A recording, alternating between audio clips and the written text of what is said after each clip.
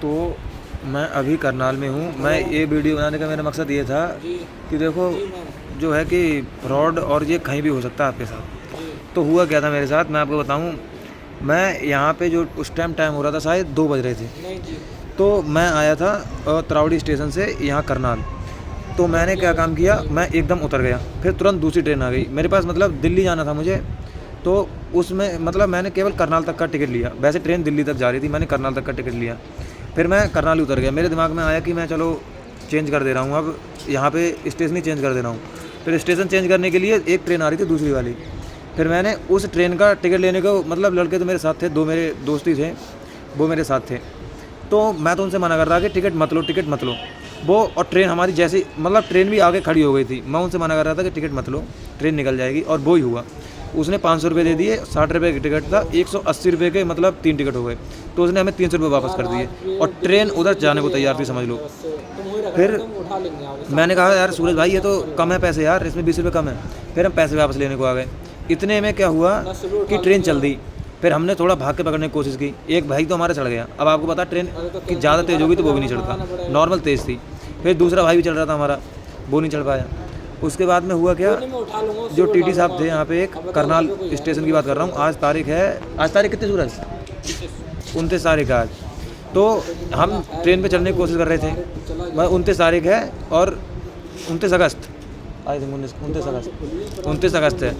तो फिर उन्होंने क्या काम किया, हमें पकड़ लिया, पकड़ के आए, एकदम पकड़ के आगे, मतलब उन प्यार से भी कह सकते थे। मुझे उनका बिहेव बिल्कुल ही सही नहीं लगा, बहुत इतना दुर्व्यवहार कर दिया, कहने को मैं बताऊं, जबकि हमारी कोई ज़्यादा गलती नहीं थी। अब खुद सोचो, उनके खुद स्टाफ ने हमें 20 रुपये कम दिए, क्यों? क्योंकि हम जल्दबाजी में थे, इसलिए उन्हें लगा कि हम जल्दबाजी में छोड़ के चले जाएंगे। मेरा एक उद्देश्य है कि मैं बेशक ट्रेन निकल जाए, लेकिन मैं कभी भी ऐसे भाग के नहीं चढ़ता हूँ, बेशक थोड़ा लेट हो जाए तो कोई दिक्कत वाली बात नहीं है। तो वो ही मैंने किया। फिर सिर्फ ये था कि वो हम टिकट देने के लिए चढ़ रहे थे खाली, तो इधर करके ले गए हमें, चलो इधर चलो।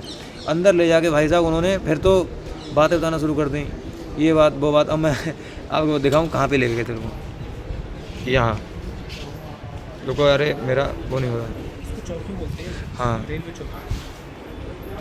आप देख सकते हो, यहाँ लेके गए थे। फिर हमने बात करी, उन्हें पूरी बताई। फिर उन्होंने कुछ ऐसी बातें कह दी, बहुत ज़्यादा बुरा लगा मुझे कि अरे तुम लातों के भूतों बातों से नहीं मानते। मुझे बहुत बुरा लगा इस चीज़ से सुन के, क्योंकि फिर मैंने ज़्यादा तर्क करना उचित नहीं समझा। मैंने कहा चलो छोड़ो।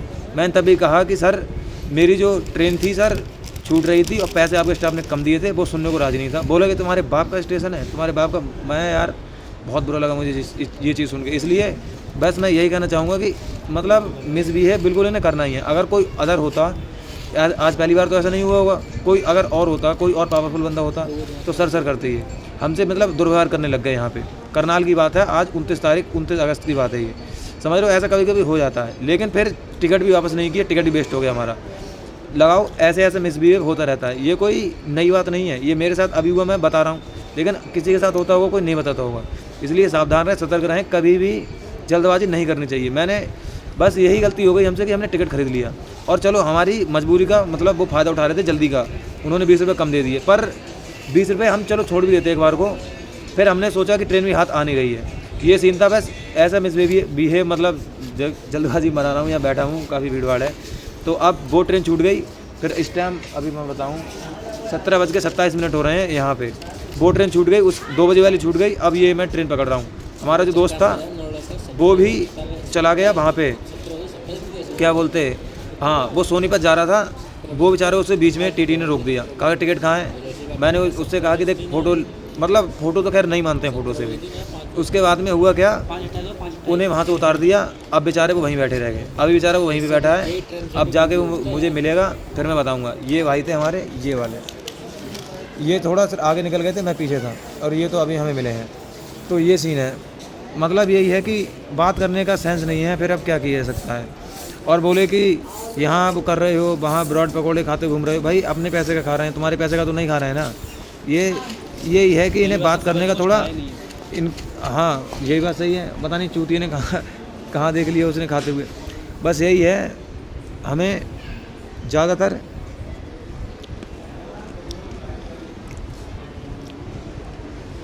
नमकीन खा रहा हूँ मित्र, क्योंकि एक तो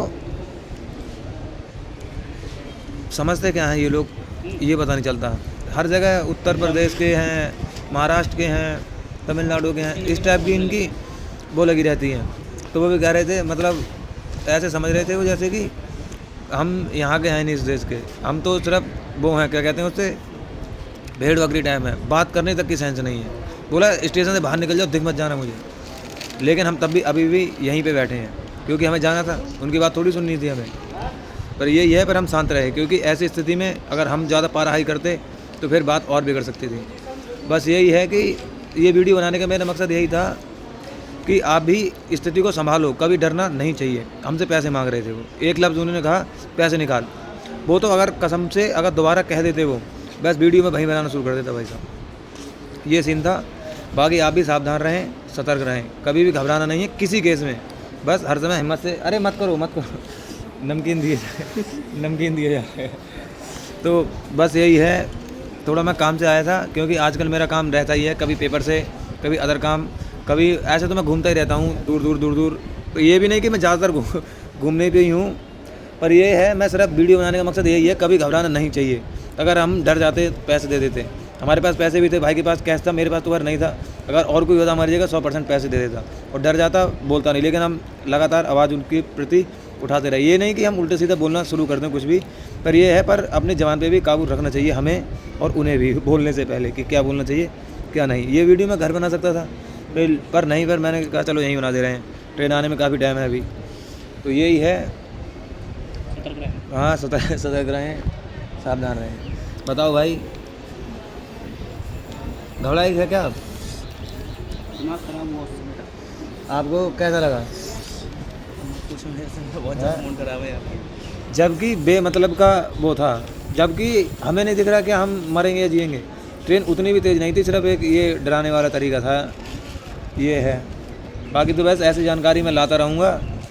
देखो, मज़े करो। चैनल, हाँ चैनल मत बनो, कोई बात नहीं, जैसे बनना है वो बने, नहीं बनना है कोई बात नहीं। यही है बस।